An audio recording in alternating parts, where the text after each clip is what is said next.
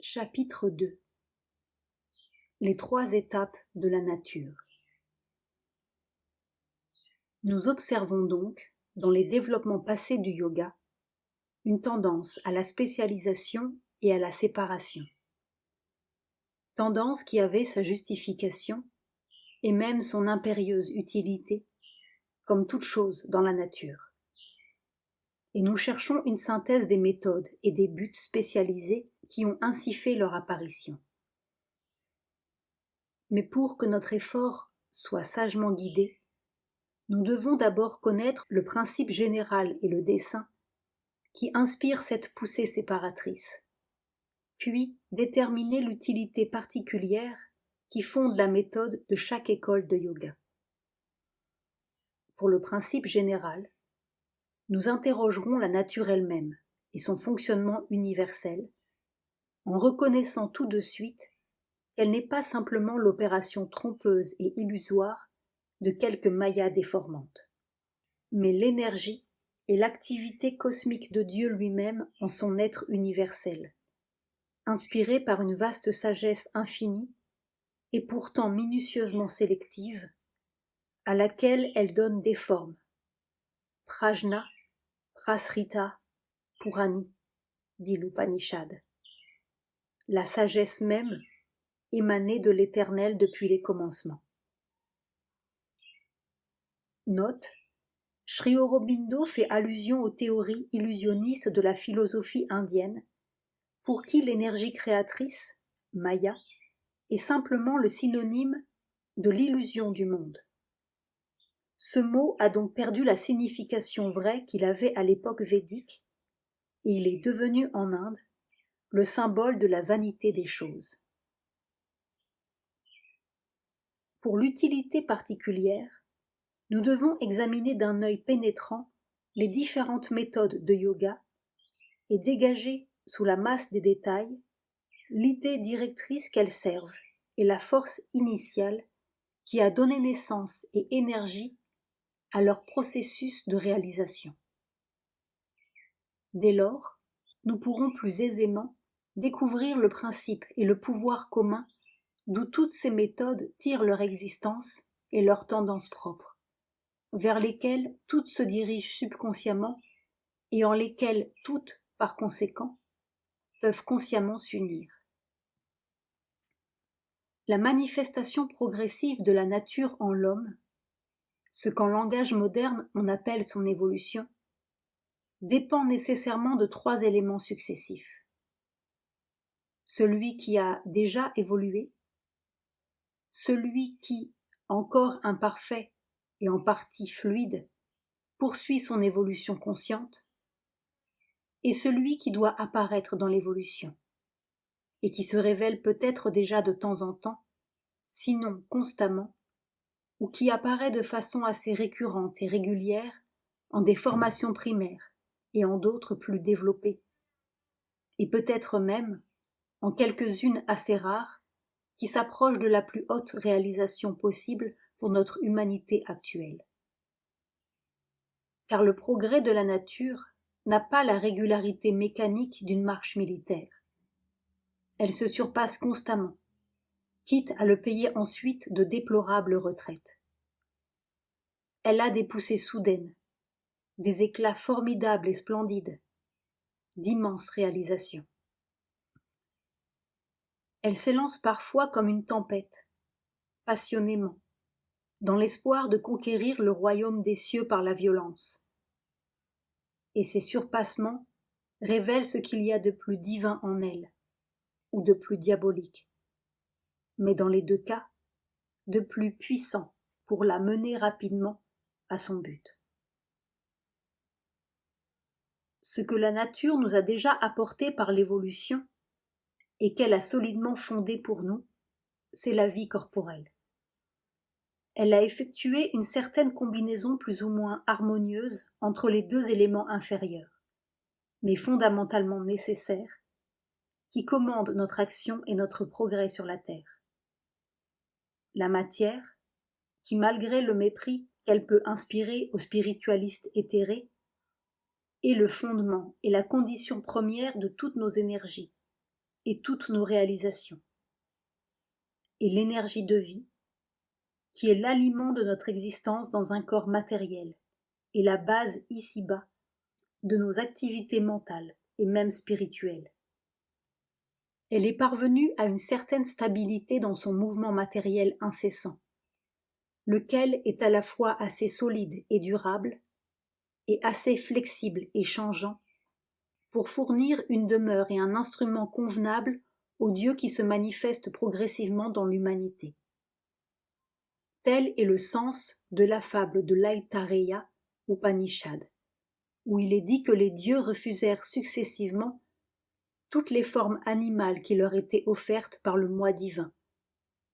Et c'est seulement quand l'homme fut créé qu'ils s'écrièrent: En vérité, voilà qui est fait à la perfection. Et ils consentirent à y entrer.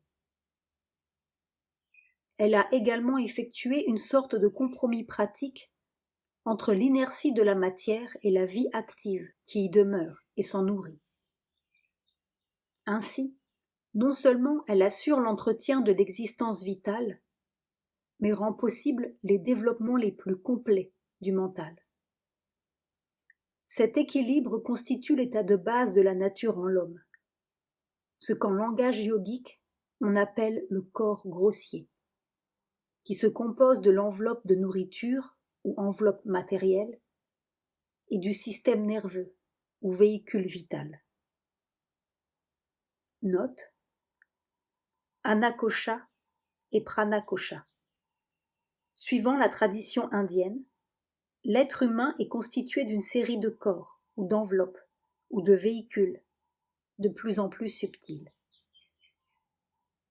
Par conséquent, si cet équilibre inférieur est la base et le premier instrument des mouvements supérieurs que le pouvoir universel entend manifester, et s'il constitue le véhicule dans lequel le divin cherche à se révéler ici-bas, s'il est vrai, comme l'assure la sagesse indienne, que le corps est l'instrument prévu pour accomplir la loi vraie de notre nature, il s'ensuit que toute aversion définitive pour la vie physique est nécessairement une aversion pour la totalité de la sagesse divine et un renoncement au but qu'elle poursuit dans la manifestation terrestre.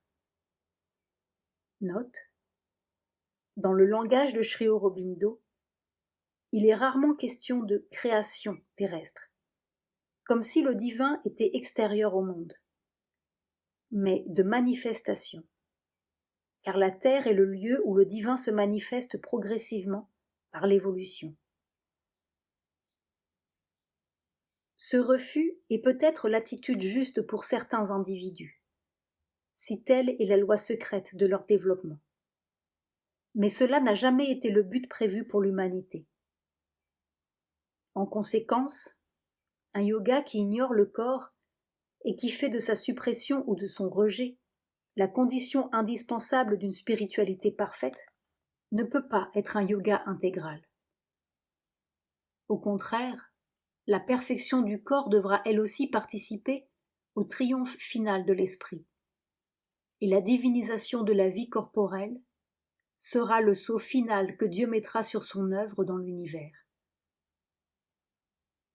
Si le physique fait obstacle au spirituel, ce n'est pas une raison pour le rejeter, car dans la secrète providence de ce monde, nos plus grandes difficultés sont aussi nos meilleures opportunités. Une suprême difficulté est le signe que la nature nous donne d'une suprême victoire à remporter et d'un ultime problème à résoudre. Elle ne nous avertit pas d'un piège inextricable qu'il nous faut éviter, ou d'un ennemi trop fort pour nous, et devant lequel nous devons fuir. De même, les énergies vitales et nerveuses en nous sont d'une grande utilité. Elles demandent aussi la réalisation divine de leurs possibilités dans notre accomplissement ultime. Le rôle majeur assigné à cet élément dans le plan universel est puissamment souligné par la sagesse œcuménique des Upanishads. Tels les rayons d'une roue dans le moyeu, toute chose est établie en l'énergie de vie. La triple connaissance et le sacrifice et le pouvoir du fort et la pureté du sage. Sous l'empire de l'énergie de vie est tout ce qui demeure dans le triple ciel. Note Prashna Upanishad 2, 6, 13. Chaque ciel représente un plan de conscience, et le triple ciel comprend le plan de la matière, le plan de la vie et le plan du mental. Par conséquent, un yoga qui détruit les énergies vitales ou les contraint à un apaisement apathique ou qui les extirpe comme une source d'activité nuisible n'est pas un yoga intégral. Il faut les purifier, non les détruire, les transformer, les maîtriser, les utiliser. Tel est le but pour lequel elles furent créées et développées en nous. Si la vie corporelle est la base et le premier instrument que la nature est solidement établi pour nous dans l'évolution, notre vie mentale est le but et l'instrument supérieur qu'elle prépare ensuite. Dans son mouvement ascendant habituel, c'est à cela qu'elle pense. C'est sa plus haute préoccupation, sauf à ces périodes d'épuisement et de repli dans une obscurité reposante et réparatrice. C'est sa recherche constante, chaque fois qu'elle peut se libérer des chaînes de ses premières réalisations vitales et physiques. Or, en l'homme, une particularité des plus importantes se manifeste. Son mental n'est pas simple, mais double, et même triple. Un mental matériel et nerveux. Note. Le mental matériel est un mental microscopique, répétitif, plein de craintes et d'automatismes, qui enregistre les moindres sensations et les moindres faits de la vie matérielle et les ressasse indéfiniment. C'est en lui que s'enracinent les habitudes de la vie. C'est la première émergence ou fixation du mental dans la matière. Un mental purement intellectuel qui s'affranchit des illusions du corps et des sens, et un mental divin au-dessus de l'intellect qui à son tour se libère des modes imparfaits de la raison discriminante, logique et imaginative.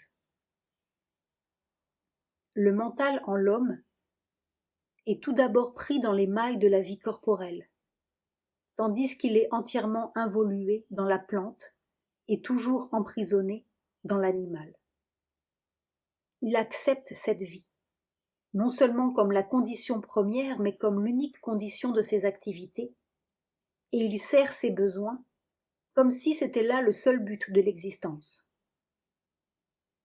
Mais la vie corporelle de l'homme est une base et une condition première, non un but et une cause déterminante et finale. Les anciens disaient avec raison que l'homme est essentiellement le penseur, Manu, l'être mental qui dirige la vie et le corps, non l'animal qui est dirigé par eux. Note Manomaya, Pranashariraneta, Mundaka Upanishad 2, 2, 7. Note de Sri Aurobindo. La vraie existence humaine, par conséquent, ne commence que quand la mentalité intellectuelle émerge de la mentalité matérielle, et que nous commençons à vivre de plus en plus dans le mental, délivrés de l'obsession nerveuse et physique, et de plus en plus capables, à mesure que cette liberté grandit, d'accepter correctement la vie du corps et de nous en servir correctement. Car la liberté, et non une habile soumission, est le vrai moyen d'atteindre à la maîtrise. Accepter librement et non par obligation les conditions, élargies et sublimées, de notre être physique. Tel est le haut idéal humain. Mais au-delà de cette mentalité intellectuelle, existe une mentalité divine. En fait, la vie mentale évoluant en l'être humain n'est pas l'apanage de tous les hommes. Si l'on en juge d'après les apparences actuelles, elle ne semblerait pleinement développée que chez certains individus, tandis que chez la plupart, sinon la majorité, elle n'est apparemment qu'une toute petite partie mal organisée de leur nature habituelle, ou une partie qui, n'ayant pas du tout évolué, demeure latente et difficile à rendre active. La vie mentale n'a certes pas achevé son évolution dans la nature. Elle n'a pas encore établi de solides fondations dans l'animal humain. Le bel et plein équilibre entre la vie et la matière, le corps humain robuste et sain, doté de longévité, en sont la preuve, car on ne les trouve d'ordinaire que chez les peuples et dans les sociétés qui rejettent l'effort purement intellectuel et ses perturbations, ses tensions, ou qui se servent presque exclusivement de leur mental physique. L'homme civilisé n'a pas encore trouvé, ou n'a pas réussi à maintenir l'équilibre entre son mental pleinement actif et son corps. Bien au contraire, à mesure qu'augmente l'effort pour manifester une vie mentale plus intense, un déséquilibre croissant se produit entre les divers éléments de notre être, au point que, d'éminents savants, on put dire que le génie était une forme de folie, l'effet d'une dégénérescence, un état pathologique morbide dans la nature. Les phénomènes invoqués pour justifier cette exagération, si on ne les prend pas isolément, mais avec toutes les autres données du même ordre, font ressortir une vérité différente. Le génie est une tentative de l'énergie universelle pour accélérer et intensifier nos pouvoirs intellectuels afin de les préparer aux facultés plus puissantes, plus directes et plus rapides, qui constituent le fonctionnement du mental supra-intellectuel ou mental divin. Ce n'est donc pas une anomalie, un phénomène inexplicable, mais l'étape suivante parfaitement naturelle et dans la ligne normale de son évolution. L'énergie universelle, après avoir harmonieusement adapté la vie corporelle au mental matériel, est en train de l'adapter au fonctionnement de la mentalité intellectuelle. Et même si cette adaptation tend à diminuer la pleine vigueur animale et vitale, elle ne produit pas nécessairement de perturbations actives. Mais l'énergie universelle vise encore plus loin. Elle cherche à atteindre un niveau encore plus élevé. Au reste, les perturbations créées par ces processus ne sont pas aussi grandes qu'on le prétend souvent. Certaines sont l'ébauche grossière de manifestations nouvelles. D'autres, des mouvements de désintégration faciles à corriger et souvent féconds en activités nouvelles. Et c'est payer peu cher les résultats de haute envergure qu'elle a en vue. Si nous considérons toutes les données, nous serons peut-être amenés à conclure que loin d'être apparue récemment en l'homme, la vie mentale est la rapide répétition en nous d'un accomplissement antérieur, l'énergie dans l'espèce ayant subi par la suite l'un de ces déplorables reculs. Le sauvage n'est peut-être pas tant le premier ancêtre de l'homme civilisé que le descendant dégénéré d'une civilisation précédente. Car si la maîtrise intellectuelle est en fait inégalement partagée, la capacité en est partout répandue. On a observé, dans certains cas individuels, que même le type racial considéré comme le plus bas, l'habitant d'Afrique centrale tout juste sorti de la barbarie millénaire, était capable, sans mélange de sang et sans attendre de futures générations, d'assimiler la culture, sinon les accomplissements intellectuels, du dominateur européen. Même dans la masse, si les circonstances sont favorables, les hommes semblent n'avoir besoin que de quelques générations pour parcourir un chemin qui apparemment devrait se mesurer en termes de millénaires. Par conséquent, ou bien l'homme, de par son privilège d'être mental, peut se libérer de tout le fardeau des lois nonchalantes de l'évolution, ou bien il représente déjà un haut niveau d'aptitude matérielle aux activités de la vie intellectuelle, et il a toujours le pouvoir de les manifester, à condition que les circonstances soient favorables et l'atmosphère suffisamment stimulante. Ce n'est pas l'incapacité mentale qui crée le sauvage, mais l'isolement, ou parce qu'il a longtemps rejeté les occasions offertes et s'est soustrait à l'impulsion qui pouvait l'éveiller. La barbarie est un sommeil intermédiaire, non une obscurité originelle. En outre, toute la tendance de la pensée moderne et toutes ses entreprises révèlent à l'esprit observateur un vaste effort conscient de la nature en l'homme pour créer certains outils intellectuels, certaines aptitudes mentales générales ou quelques possibilités nouvelles, en universalisant les moyens que la civilisation moderne offre à la vie mentale. Les préoccupations mêmes de l'intellect européen, protagoniste de cette tendance, son absorption dans la nature matérielle et dans les extériorités de l'existence, font nécessairement partie de cet effort. Elles tendent à préparer une base suffisante dans l'être physique de l'homme et dans ses énergies vitales, dans son milieu matériel, afin qu'il puisse développer pleinement ses possibilités mentales.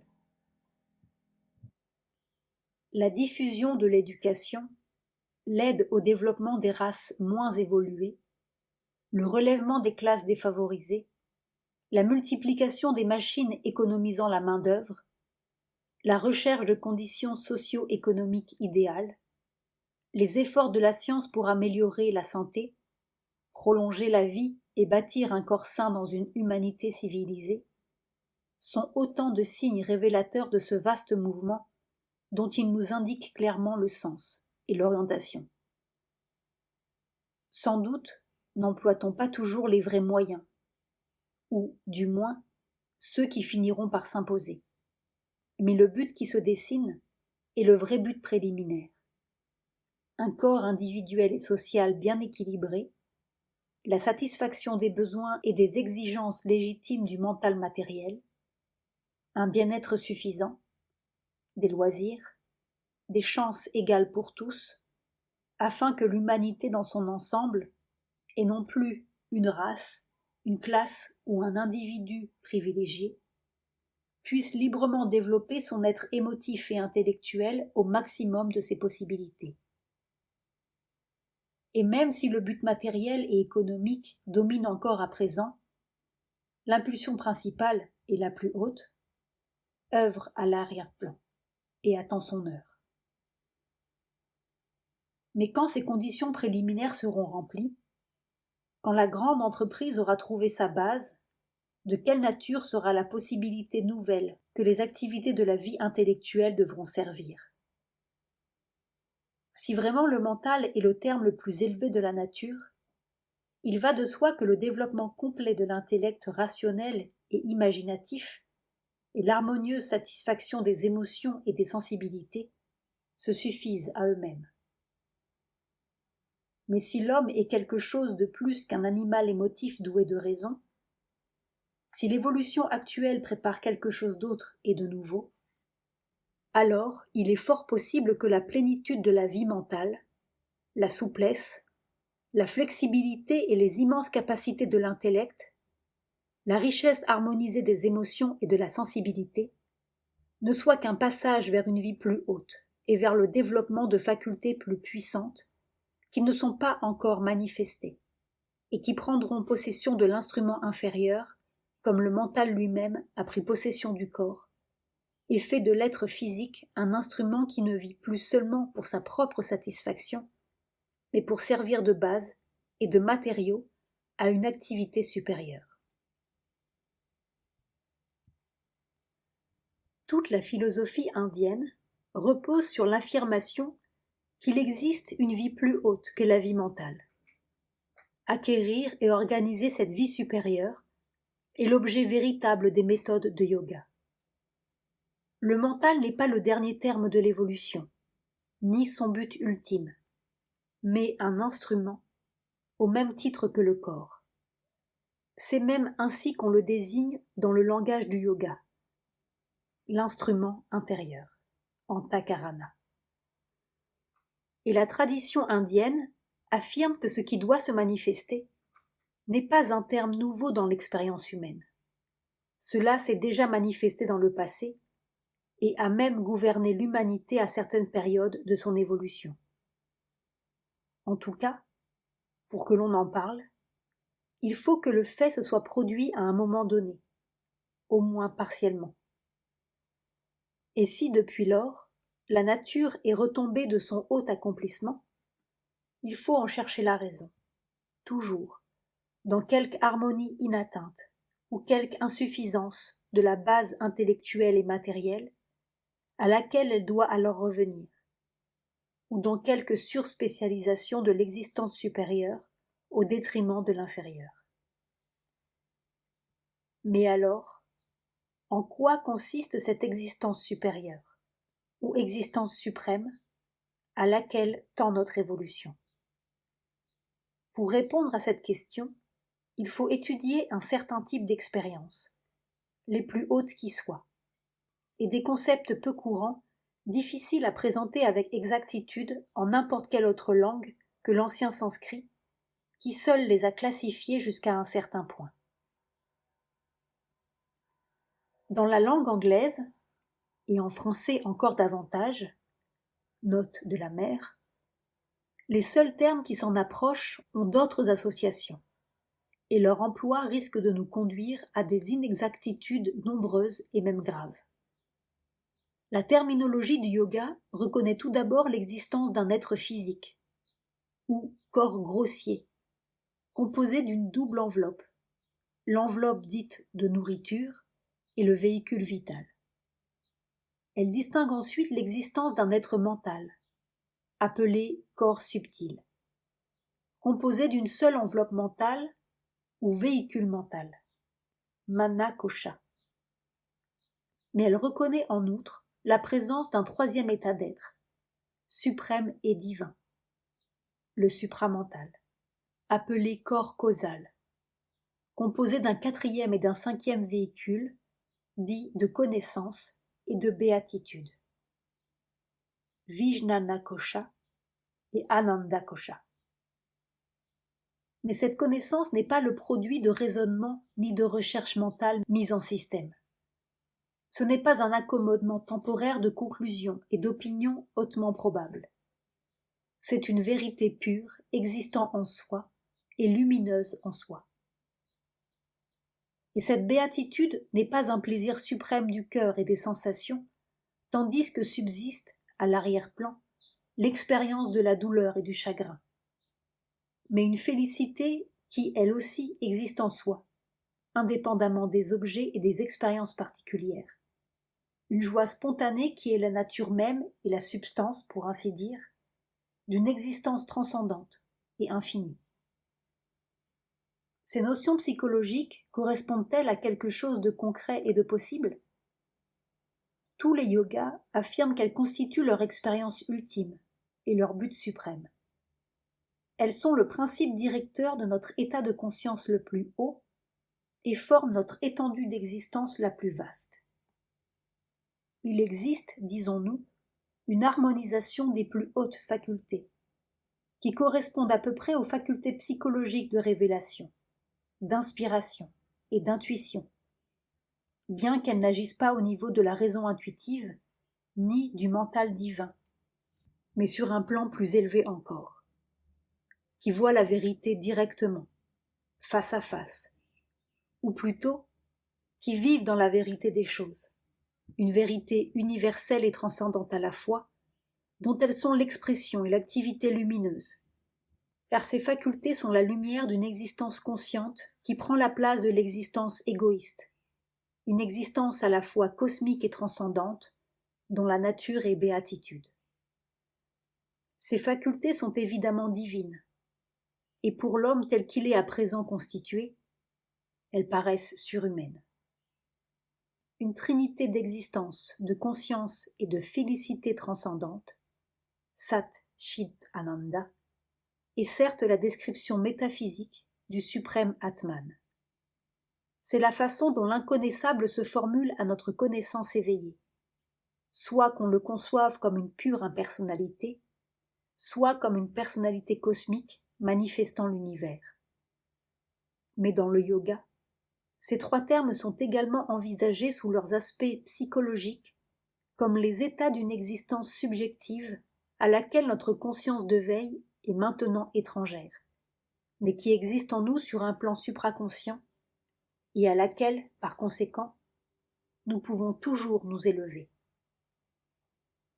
En effet, comme son nom l'indique, le corps causal, karana, par opposition aux deux autres qui sont des instruments, karana, cette manifestation suprême est aussi la source et le pouvoir réalisateur de tout ce qui a précédé dans l'évolution actuelle. En fait, nos activités mentales sont un dérivé, une sélection de la connaissance divine, une déformation de cette connaissance, tant qu'elles sont séparées de la vérité où elles prennent secrètement leur source. Il en est de même pour nos sensations et nos émotions par rapport à la béatitude, pour nos forces vitales et nos actions par rapport à la volonté, ou la force que revêt la conscience divine, et de même également pour notre être physique par rapport à la pure essence de cette béatitude et de cette conscience.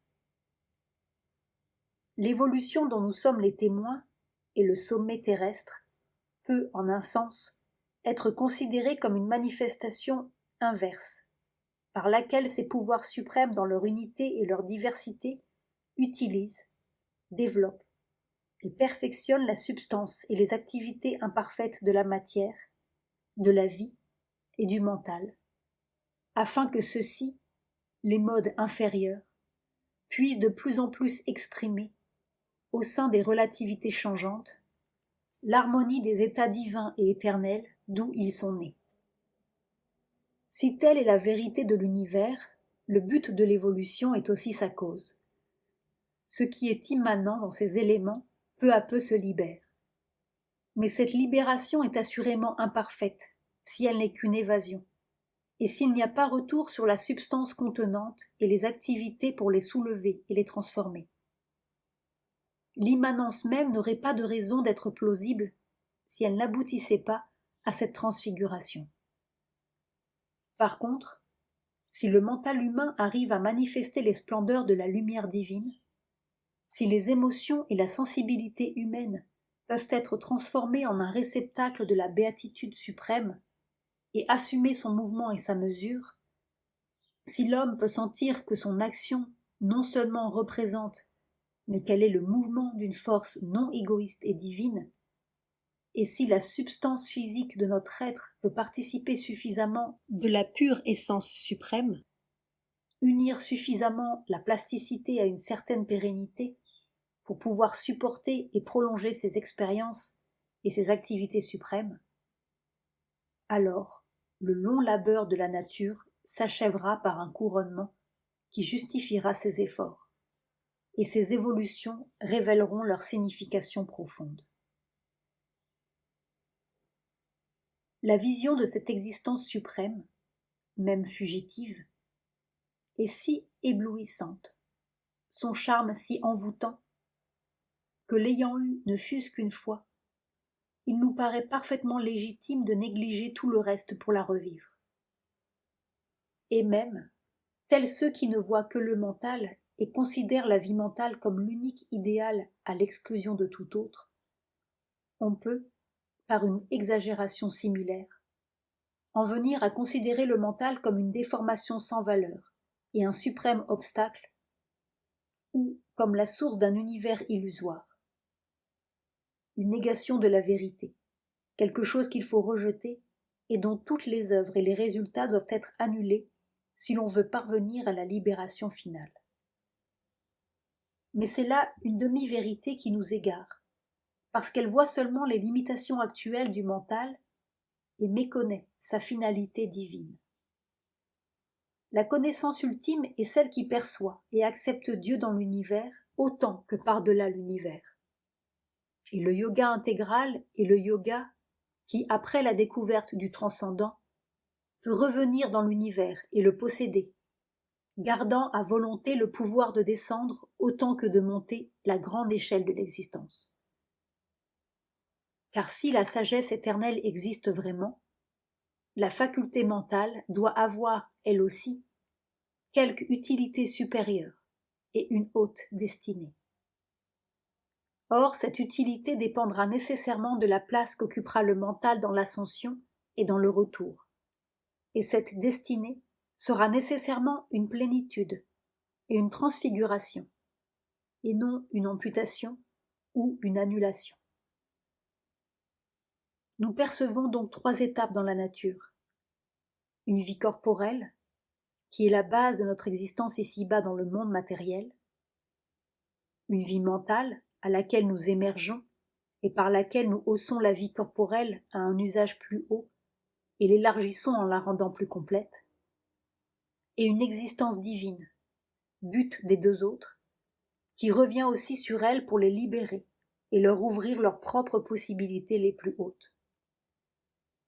Considérant qu'aucune de ces étapes n'est hors de notre portée ou en dessous du niveau de notre nature actuelle, et qu'aucune ne doit être obligatoirement détruite pour parvenir à l'accomplissement final, nous admettons que cette libération et cette plénitude font pour le moins partie, et une large et importante partie, du yoga et de son but.